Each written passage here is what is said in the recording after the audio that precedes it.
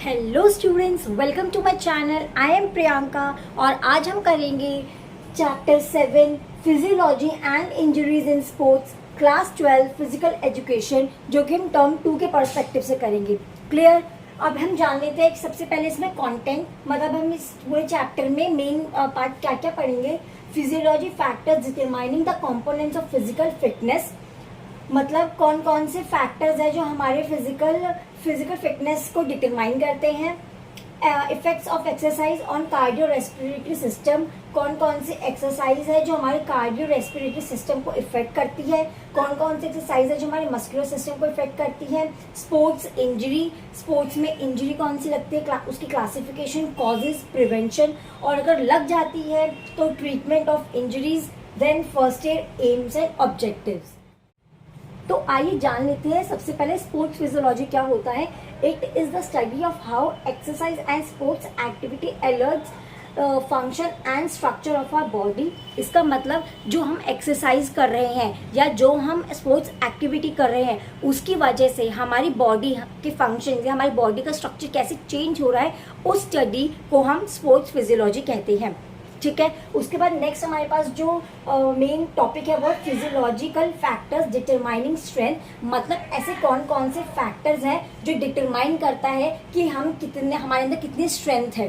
ठीक है, तो सबसे पहला फैक्टर है size of muscle. Size of muscle का मतलब है यहाँ पे कि हमारी जितनी बड़ी मसल होगी, जितना हमारी मसल का साइज बड़ा होगा उतने ही हमारे अंदर स्ट्रेंथ ज़्यादा होगी। जैसे अगर मैं आपसे एक एग्जांपल के तौर पे बताऊं तो अगर सेम साइज के मसल अगर फीमेल में भी है और मेल में भी है तो उनका जो फोर्स लगेगा वो सेम लगेगा, लेकिन ये देखा गया है कि मेल का जो फोर्स है वो ज़्यादा लगेगा एज कम्पेयर टू फीमेल। क्यों? क्योंकि जो मेल के मसल साइज होता है वो बड़ा होता है एज कम्पेयर टू फीमेल। ठीक है, तो लेकिन हम उसको वेट लिफ्टिंग से और मतलब बहुत सी ट्रेनिंग से हम एक एक्सटेंड तक, एक हद तक अपने मसल साइज को बढ़ा सकते हैं। ठीक है, नेक्स्ट जो हमारे पास है वो है बॉडी वेट। बॉडी वेट क्या होता है? अब जो जिसका वेट ज़्यादा होता है as compare to lighter weight, उसमें जो स्ट्रेंथ होती है वो ज़्यादा होती है। जैसे अगर हम बॉक्सिंग देखें तो बॉक्सिंग में जिस बॉक्सर की जो क्या बोलते हैं वेट है वो ज़्यादा होता है, उसके अंदर स्ट्रेंथ ज़्यादा होती है। जिसमें वेट कम होता है उसमें इतनी स्ट्रेंथ नहीं देखी गई है। ठीक है, अब हमारा नेक्स्ट फैक्टर है मसल कॉम्पोजिशन। अब ये मसल कॉम्पोजिशन क्या होता है? मसल कॉम्पोजिशन सबसे पहले तो बेसिकली जो हमारी मसल्स होती है वो दो तरीके के मसल फाइबर से बनी होती है। एक होता है फास्ट टिच फाइबर जिसे हम वाइट फाइबर भी बोलते हैं, और एक होता है स्लो टिच फाइबर जिसे हम रेड फाइबर भी बोलते हैं। ठीक है, अब देखिए यहाँ पे क्या होता है हमारे पास, the fast twitch fibre are capable to contract faster and therefore can produce more force. जो हमारी फास्ट टिच फाइबर होती है, जो वाइट फाइबर होती है, वो ज़्यादा अच्छे से कॉन्ट्रैक्ट, बहुत जल्दी कॉन्ट्रैक्ट करती है, तो इसकी वजह से वो ज़्यादा स्ट्रेंथ, ज़्यादा फोर्स प्रोड्यूस करती है। वही हमारी जो लो टिच फाइबर होती है वो कॉन्ट्रैक्ट जल्दी से नहीं कर पाती है, वो थोड़ा टाइम लगाती है, तो जिसकी वजह से क्या होता है, हमारा जो स्ट्रेंथ होता है वो कम होता है और हमारी जो फोर्स होती है वो कम लगती है। यहाँ तक आई बात समझ में? मसल कॉम्पोजिशन क्या होता है। नेक्स्ट होता है हमारे पास इंटेंसिटी ऑफ नर्व इम्पल्सेस। अब इंटेंसिटी ऑफ नर्व इम्पल्सेस क्या होता है? ये होता है कि हमारे अंदर एक सिस्टम होता है, जब हमारा ब्रेन जो है वो हमारी मसल्स को ना इन्फॉर्मेशन सेंड करता है, तो उस इन्फॉर्मेशन के अकॉर्डिंग हमारी मसल्स रिएक्ट करती है। तो जब हमारी ब्रेन हमारी मसल्स को स्ट्रॉन्ग इंटेंसिटी से स्ट्रांगली इंफॉर्मेशन सेंड करती है तो हमारी मसल उसी के अकॉर्डिंग ज़्यादा फोर्स प्रोड्यूस करती है। और वहीं अगर हमारे ब्रेन हमारे मसल्स को लाइट वेट पे इंफॉर्मेशन सेंड करती है, लेस इंफॉर्मेशन सेंड करती है, तो हमारी मसल्स स्लो, ज़्यादा अच्छे फोर्स नहीं लगाती, वो कम फोर्स से रिएक्ट करती है। ठीक है, यहाँ तक आई बात समझ? तो इसका मतलब क्या होता है कि हमारी जो नर्व है वो कितने इंटेंसिटी से जो ब्रेन हमारी मसल्स को कितनी इंटेंसिटी से इंफॉर्मेशन सेंड कर रही है, उसे हम बोलते हैं इंटेंसिटी ऑफ द नर्व। तो हमारा नेक्स्ट टॉपिक जो है वो है फिजियोलॉजिकल फैक्टर डिटरमाइनिंग स्पीड, मतलब ऐसे कौन कौन से फैक्टर्स हैं जिससे हम अपनी स्पीड को डिटरमाइन कर सकते हैं। तो सबसे पहले पॉइंट है mobility of the nervous system. अब मोबिलिटी ऑफ नर्वस सिस्टम क्या होता है कि जब हम दौड़ते हैं, जब हम स्प्रिंटिंग करते हैं, तो क्या होता है हमारी जो नर्व्स हैं वो कॉन्ट्रैक्ट और रिलैक्स करती है। ठीक है, तो जितनी तेज हम दौड़ेंगे उतनी तेज हमारी मसल्स हमारी जो नर्व्स है वो कॉन्ट्रैक्ट और रिलैक्स करेगी। ठीक है, तो जितनी तेज हमारी जो नर्व्स हैं वो कॉन्ट्रैक्ट और रिलैक्स करेगी, उसी को हम mobility of the nervous system बोलते हैं। तो जितनी मैक्सिमम पॉसिबल स्पीड में हमारी कॉन्ट्रैक्ट और रिलैक्स करेगी, उतनी मैक्सिमम स्पीड में हम दौड़ पाएंगे। नेक्स्ट हमारे पास मसल कॉम्पोजिशन। मसल कॉम्पोजिशन जैसे मैं पहले ही बता चुकी हूँ, हमारी दो तरह की मसल फाइबर्स होती हैं। फर्स्ट हमारे लिए फास्ट टिच फाइबर, नेक्स्ट हमारी स्लो टिच फाइबर। अगर हमारी फास्ट टिच फाइबर अच्छी है तो हम ज़्यादा स्पीड से दौड़ पाएंगे, और अगर वो अच्छी नहीं है तो हम ज़्यादा स्पीड से नहीं दौड़ पाएंगे। जैसे मैंने आपको बताया था, फास्ट टिच फाइबर जो होती है वो ज़्यादा फोर्स प्रोड्यूस करती है, तो अगर वो ज़्यादा अच्छी होगी तो हम ज़्यादा स्पीड से दौड़ पाएंगे।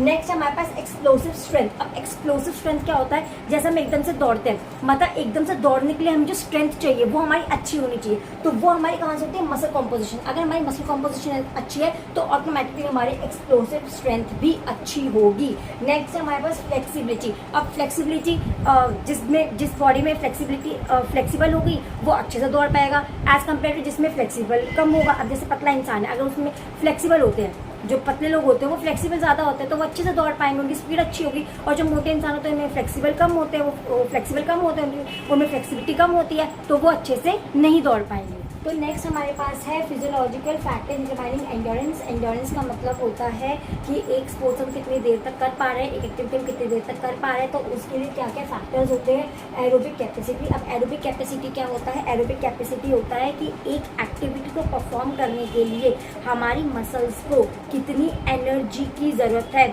जो कि सप्लाई हो रही है O2 के प्रेजेंस में। ठीक है, तो एक ऑर्गेनिज्म की एबिलिटी कि वो कितनी ऑक्सीजन सप्लाई कर रही है हमारी वर्किंग मसल्स को एनर्जी के लिए। ठीक है, तो ये भी बहुत एक इम्पॉर्टेंट फैक्टर होता है एंड्योरेंस परफॉर्मेंस के लिए कि हमारी जो ऑक्सीजन सप्लाई की एबिलिटी है वर्किंग मसल्स को पहुंचाने के लिए वो कितनी अच्छी है। ठीक है, नेक्स्ट हमारे पास होता है lactic acid tolerance. Lactic acid tolerance का मतलब होता है कि हमारी कितनी एबिलिटी है कि हम लैक्टिक एसिड को टॉलरेट कर सकते हैं। तो ये भी एक इम्पॉर्टेंट फैक्टर होता है और इसको भी हम इम्प्रूव कर सकते हैं ट्रेनिंग से। नेक्स्ट होता है हमारे पास मूवमेंट इकोनॉमी। मूवमेंट इकोनॉमी क्या होता है, ये भी बहुत सिग्निफिकेंट, बहुत इंपॉर्टेंट रोल प्ले करता है हमारे एंड्योरेंस के लिए। अब जैसे कि एक रनर है, उसको क्या करना है, जो कि एक गिवन पेस पे दौड़ रहा है। ठीक है, तो अगर वो एक कंटिन्यू पेस पे दौड़ रहा है तो वो लॉन्गर समय तक वो चीज़, लॉन्गर टाइम तक वो चीज़ कर सकता है।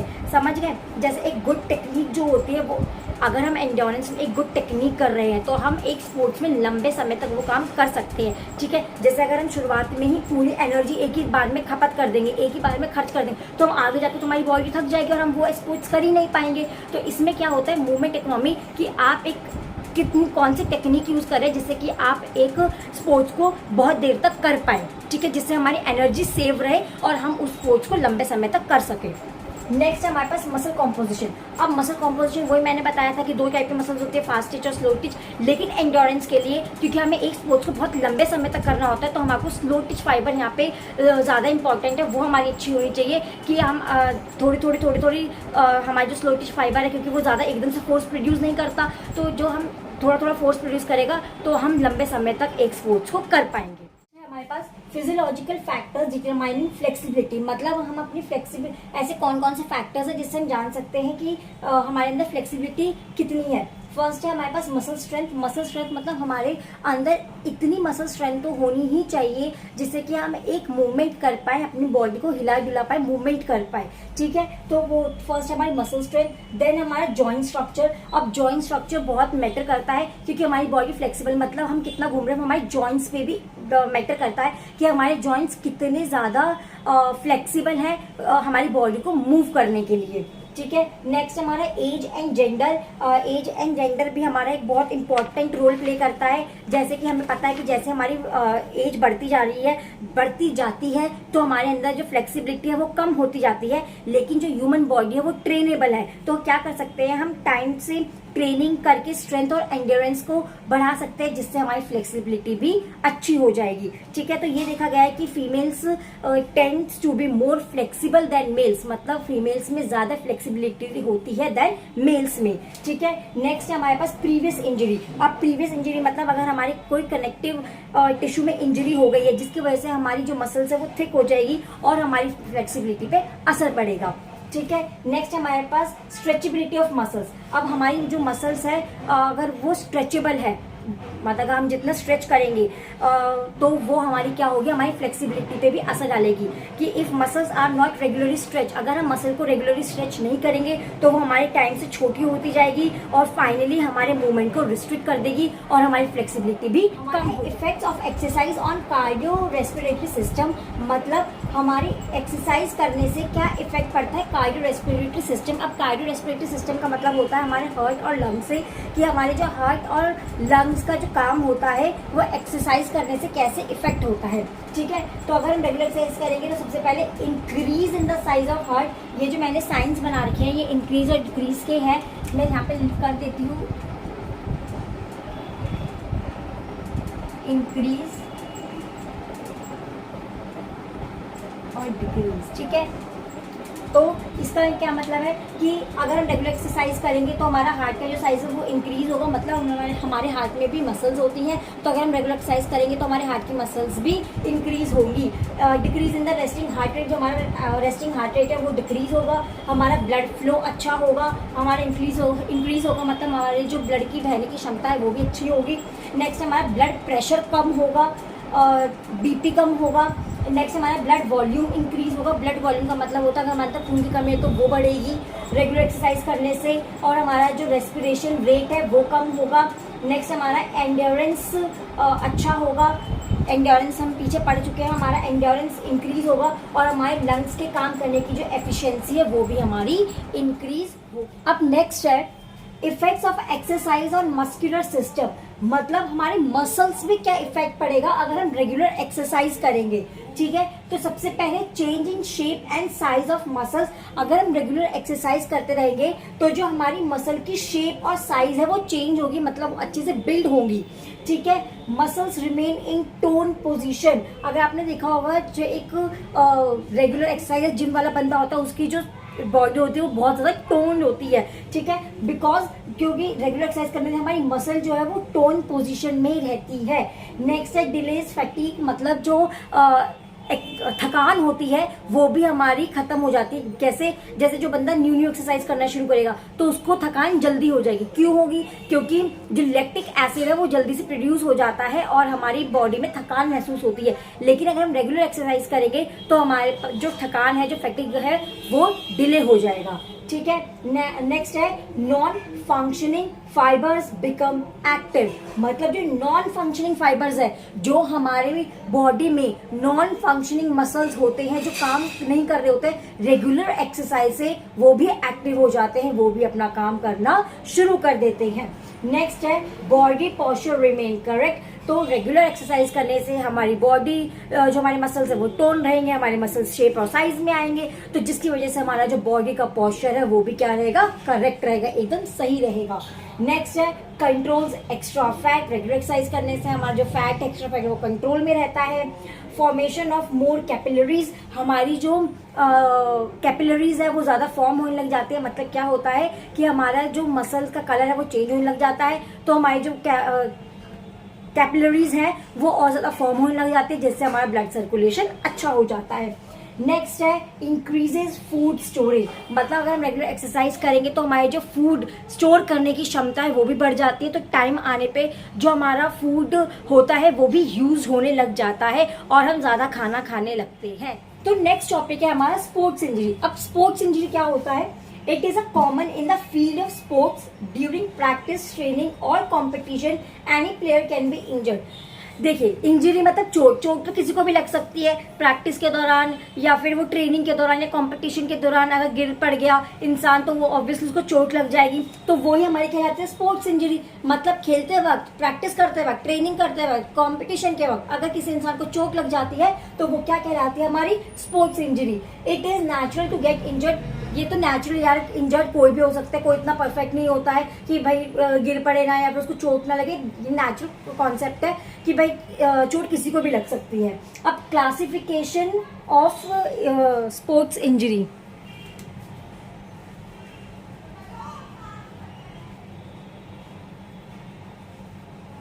मतलब हमारी जो स्पोर्ट्स इंजरी होती है वो कितने तरीके की होती है। सबसे पहले होता है सॉफ्ट टिश्यू इंजरीज, नेक्स्ट है बोन इंजरीज, नेक्स्ट है joint injuries. Soft tissue injuries हमारी कौन सी इंजरीज होती हैं, जो हमारी अपर लेयर पे लग जाती है या मसल्स पे लग जाती है या मसल के ऊपर लग जाती है, तो उसे हम बोलते हैं सॉफ्ट टिश्यू इंजरीज। मतलब बेसिकली जो हमारे टिश्यू को डैमेज कर देती है, चाहे वो अपर लेयर की हो चाहे वो मसल से टिश्यू हो, अगर उसको जो डैमेज कर देगी वो हमारी सॉफ्ट टिश्यू इंजरी कहलाएगी।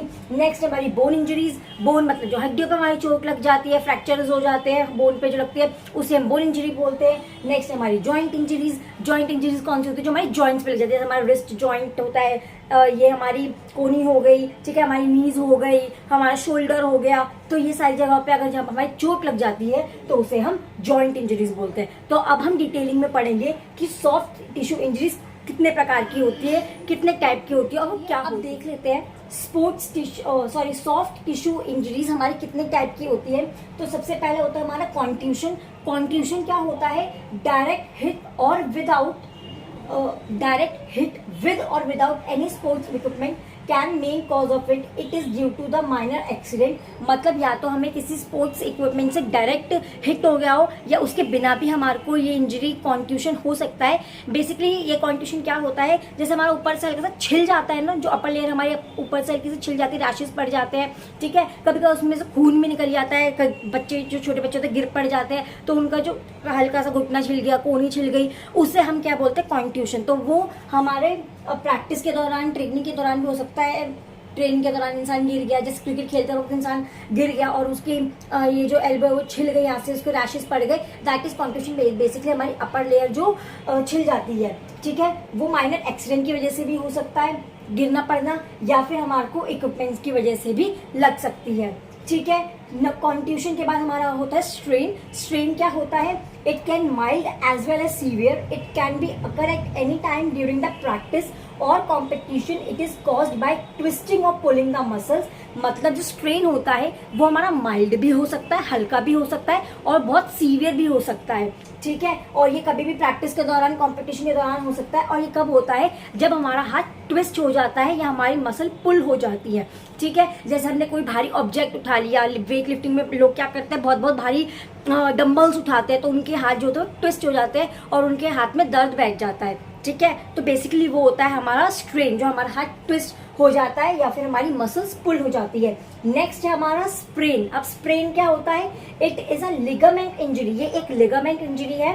It may occur due to over stretching और टीयरिंग ऑफ लिगामेंट। जब हमारे लिगामेंट या तो ओवर स्ट्रेच हो जाते हैं या वो टीयर हो जाते हैं, फट जाते हैं, तो हमारा क्या होता है, स्प्रेन हो जाता है। फॉलिंग और गेटिंग हिट, गिर गए या किसी से लग गए किसी चीज से, तो generally sprain occur at wrist joint and ankle joint. जो बेसिकली स्प्रेन है वो जर्नली लोगों को कहाँ होता है, या तो वो रिस्ट एरिया में होगा या उनके एंकल एरिया पे होगा, ठीक है। तो कॉन्ट्यूशन, स्ट्रेन एंड स्प्रेन, ये 3 टाइप के हमारे सॉफ्ट टिश्यू इंजरीज होती हैं। इसके बाद हम पढ़ेंगे अब्रेशन और ब्रूशेस। नेक्स्ट हमारे पास जो इंजरी है वो है अब्रेशन। अब्रेशन क्या होता है, it is a major injury usually occur due to friction with certain equipment और fall over the area where the bone is very close to skin और may be caused by falling on a hard surface. Basically abrasion क्या होता है, जो friction की वजह से हमारे को चोट लग जाती है ना, और मतलब हमारा मसल्स तक दिखने लग जाता है, बहुत ज़्यादा घिसड़ लग जाती है, हम हार्ड सरफेस पे गिर जाते हैं, ठीक है। और हार्ड सरफेस पे गिरने की वजह से हमारा स्किन जो है वो सरफेस से फ्रिक्शन की वजह से बहुत ज़्यादा छिल जाता है, तो दैट इज अब्रेशन, ठीक है। ये क्या है, मेजर इंजरी है, जो कि ऑब्वियसली मैंने भी बताया कि फ्रिक्शन की वजह से होता है हमारे हार्ड। और कभी कभार क्या होता है कि इतनी ज़्यादा चोट लग जाती है कि हमारी बोन तक दिखने लग जाती है, इतना ज़्यादा छिल जाता है, हमारी मसल पूरी टीयर हो जाती हैं, ठीक है। तो ये किस वजह से ज्यादातर होता है कि अगर हम हार्ड सरफेस पे गिर जाते हैं, ये ज्यादातर बास्केटबॉल एरिया में होता है, क्योंकि बास्केटबॉल का जो एरिया होता है उसका जो सरफेस होता है वो बहुत हार्ड होता है। वॉलीबॉल में भी हो सकता है, हॉकी में भी हो सकता है, ठीक है। तो ये होता है हमारा अब्रेशन। नेक्स्ट होता है ब्रूशेस। ब्रूशेस का तो मैं सिंपली आपको बताऊंगी, जैसे नॉर्मल लैंग्वेज में बोलते हैं नील पड़ जाना, तो नील पड़ जाने को हम बोलते हैं ब्रूशेस, ठीक है। It may not be clearly visible because the upper skin remains unaffected and internal tissues are damage. मतलब हमारे ऊपर वाली स्किन पे तो कोई इफेक्ट नहीं पड़ता, मतलब ऊपर ऑब्वियसली नील पड़ गया तो हमारे को इतना, लेकिन जो हमारी इंटरनल टिश्यू है ना वो डैमेज हो जाती है, जिसकी वजह से हमारी जो अपर सरफेस है उसमें नील पड़ जाता है। कभी कभार वो नील बहुत हल्का होता है, लेकिन कभी कभार वो नील क्या होता है बहुत ज्यादा, हमारे को पूरा सरफेस हमारा नीला पड़ जाता है, ठीक है। तो दैट इज ब्रूशेस। अब नेक्स्ट है हमारी बोन इंजरीज। बोन इंजरीज मैंने बताया था जो हड्डियों पे चोट लगती है, और हड्डियों पे चोट लगती है बेसिकली हम उसको क्या कहते हैं, फ्रैक्चर्स कहते हैं, ठीक है। अब फ्रैक्चर्स हमारे कितने तरीके के होते हैं, फ्रैक्चर्स हमारे 6 तरीके के होते हैं। तो सबसे पहला होता है हमारा सिंपल फ्रैक्चर। सिंपल फ्रैक्चर क्या होता है, fracture of the bone only without damage to the surrounding tissue और ब्रेकिंग ऑफ द स्किन। मतलब सिंपल फ्रैक्चर हमारा वो फ्रैक्चर होता है जब हमारे बोन्स के आसपास के स्ट्रक्चर को, आसपास के टिश्यू को कोई डैमेज नहीं होता, तो वो हमारा सिंपल फ्रैक्चर कहलाता है, ठीक है। ना ही हमारी कोई स्किन ब्रेकिंग होती है, ना ही हमारा कोई टिश्यू डैमेज होता है, ठीक है। तो that is simple fracture. Next है हमारे पास कंपाउंड फ्रैक्चर। कंपाउंड फ्रैक्चर क्या होता है, compound fracture, a compound fracture is a break और crack in your bone that is visible through your skin. मतलब आपकी जब हड्डी टूट जाती है लेकिन वो बाहर से स्किन से भी विजिबल है कि अंदर कि जी आपकी अंदर की हड्डी टूट गई है, तो दैट इज कंपाउंड फ्रैक्चर, ठीक है। नेक्स्ट है कॉम्प्लिकेटेड फ्रैक्चर। अब कॉम्प्लिकेटेड फ्रैक्चर क्या होता है, fractures around the structures around the fracture are injured, there may be damage to the veins, arteries and nerves। मतलब हमारा फ्रैक्चर तो हुआ ही है लेकिन उसके आसपास भी बहुत डैमेज हुआ है, मतलब या तो वेन्स, आर्टरीज, नर्व्स भी हमारे साथ साथ डैमेज हुई है। एक तो हमारा हड्डी भी टूटी है और साथ में आसपास के सराउंडिंग को भी इफेक्ट हुआ है, आसपास सराउंडिंग में हमारी डैमेज हुई है, तो that is complicated fracture. Next हमारा greenstick fracture. Greenstick fracture क्या होता है, these fracture commonly seen in children because their bones are very soft and delicate, whenever there is any stress on bone it is bend. मतलब greenstick fracture हमारा कब होता है, ये बच्चों में देखा गया है, क्योंकि उनकी जो बोन्स होती है, जो हड्डियां होती है, वो बहुत नाजुक होती है और बहुत सॉफ्ट होती हैं, तो जिसकी वजह से क्या होता है, अगर उन पर हल्का सा दबाव पड़ता है तो उनकी हड्डियां हल्की सी थोड़ी मुड़ जाती है, ठीक है। तो that is green stick fracture. तो जो बच्चों में फ्रैक्चर पाया जाता है उसे हम ग्रीन स्टिक फ्रैक्चर बोलते हैं, ठीक है। नेक्स्ट है इम्पैक्ट फ्रैक्चर। अब इम्पैक्ट फ्रैक्चर क्या होता है, it occurs when the broken ends of the bone are jammed together by the force of injury।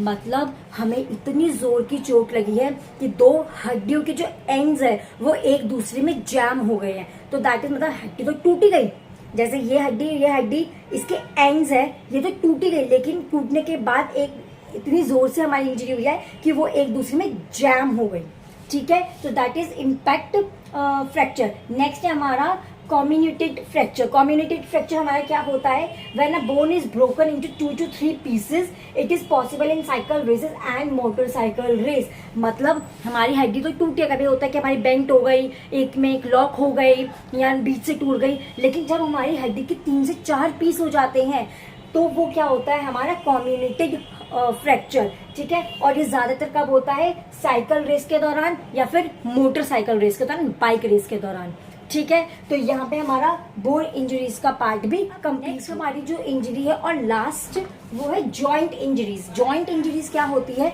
जहाँ पे भी हमारे जॉइंट्स होते हैं, मतलब हमारी दो हड्डियां यहाँ पे जुड़ी होती है, जहाँ पे जॉइंट्स होते हैं, एल्बो हो गए, हमारे रिस्ट हो गए, हमारे नीज हो गए, हमारे शोल्डर हो गए, तो ये जितने भी जहाँ पे जॉइंट्स में चोट लगती है वो हमारी जॉइंट इंजरी कहलाती है, ठीक है। Dislocation of joints is a main injury. मतलब डिसलोकेट का मतलब हड्डी अपनी जगह से खिसक जाती जाती है, हल्की सी अपनी जगह से डिस्प्लेस हो जाती है, तो उसे हम बोलते हैं dislocation of joints is a main injury.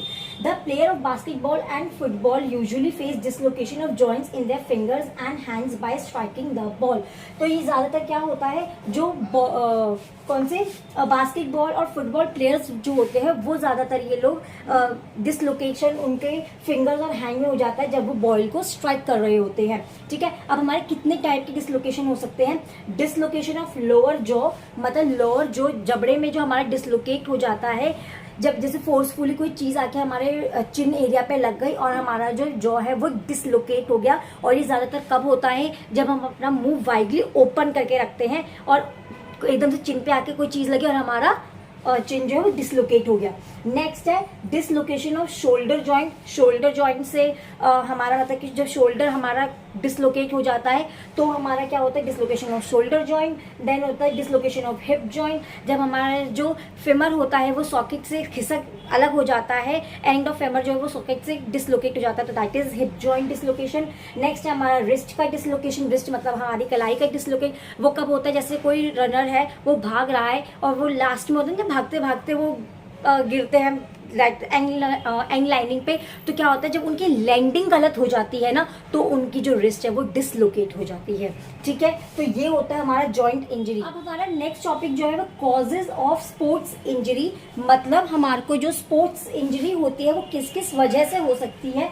ठीक है, सबसे पहले इम्प्रॉपर कंडीशनिंग। अगर किसी स्पोर्ट्स एथलीट की प्रॉपर कंडीशनिंग नहीं हुई है तो उसको स्पोर्ट्स इंजरी हो सकती है। प्रॉपर वार्म अप नहीं हुआ है, मतलब जैसे स्विमिंग में होता है, आप जाते ही बिना वार्म अप के जाते ही आप स्विमिंग पूल में कूद जाओ तो बहुत सारी इंजरीज होने के चांसेस रहते हैं। तो सबसे पहले वार्म अप भी जरूरी है। अगर इम्प्रॉपर वार्मिंग अप हुआ है, वार्म अप नहीं हुआ अच्छे से, तो भी आपको स्पोर्ट्स इंजरी हो सकती है।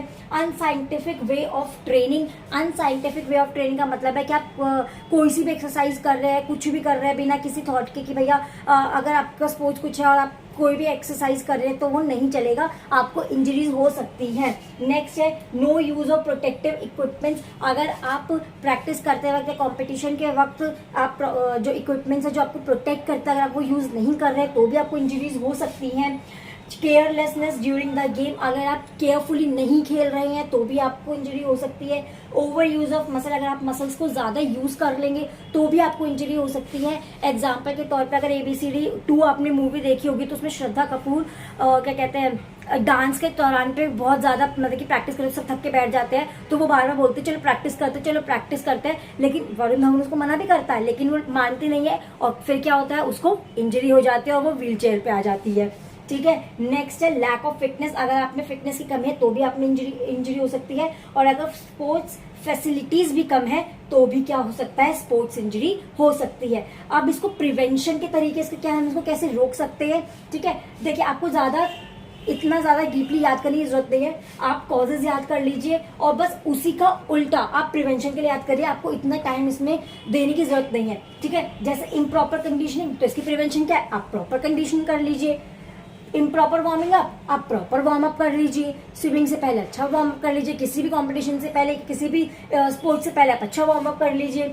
नेक्स्ट है यूज ऑफ प्रोटेक्टिव इक्विपमेंट्स। वैसे तो ये बहुत ज़रूरी है कि आप कोई भी स्पोर्ट्स खेलते वक्त प्रोटेक्टिव इक्विपमेंट ज़रूर ले। अगर आपको याद होगा तो सैफ अली खान के जो फादर है उनकी एक आंख जो थी वो नकली थी। वो किस वजह से, क्योंकि क्रिकेट खेलने के दौरान जब वो बैटिंग कर रहे थे तो उनकी आंख पे बॉल आके गिरी थी। उन्होंने क्या सेफ्टी मेजर्स, हेलमेट नहीं पहना था जिसकी वजह से उनकी आंख में चोट लग गई थी।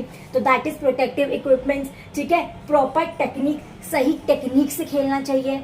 नेक्स्ट है डू नॉट ओवर ट्रेनिंग। जैसे मसल्स का मैंने अभी श्रद्धा कपूर का एग्जांपल दिया, तो अपने आप को ज़्यादा ट्रेन मत करिए, जितनी आपकी बॉडी आपको अलाउ कर रही है आप उतना करिए। नेक्स्ट है प्रॉपर स्पोर्ट्स फैसिलिटीज़, और आप अपनी जो स्पोर्ट्स फैसिलिटीज़ है उसको अच्छे रखिए तो आपको इंजरीज नहीं होगी। तो ये कॉजेज है, कॉजेज याद करिए, उसका बिल्कुल उल्टा आपके प्रिवेंशन हो जाएंगे कि आप उनको कैसे रोक सकते हैं। अब हमारा इस चैप्टर का लास्ट टॉपिक जो है वो है फर्स्ट एड। अब फर्स्ट एड क्या होता है? First aid is the first help given to the wounded और accidental victim before the arrival of doctor. मतलब जब किसी को इंजरी हो जाती है, जब किसी को चोट लग जाती है, ठीक है, तो उसको हेल्प कर देना, उसकी चोट पे थोड़ी सी मरहम पट्टी कर देना, जब तक डॉक्टर नहीं आ जाता, जब तक कोई प्रोफेशनल पर्सन नहीं आ जाता, ठीक है। तो दैट इज फर्स्ट एड। देखिए स्पोर्ट्स है, खेल रहे हैं, इंजरी तो होगी, चोट तो लगेगी ही लगेगी, लेकिन जब तक डॉक्टर नहीं आ जाता या कोई प्रोफेशनल पर्सन नहीं आ जाता, तब तक उस पेन को या उस एरिया को थोड़ा साफ करके चोट वरना पट्टी कर देना, दैट इज फर्स्ट एड, ठीक है। तो दैट इज वेरी इंपॉर्टेंट। तो फर्स्ट एड का एम, इसका एम क्या है, इसका उद्देश्य क्या है? The main aim of first aid is to try to save the precious life of the wounded person और विक्टिम।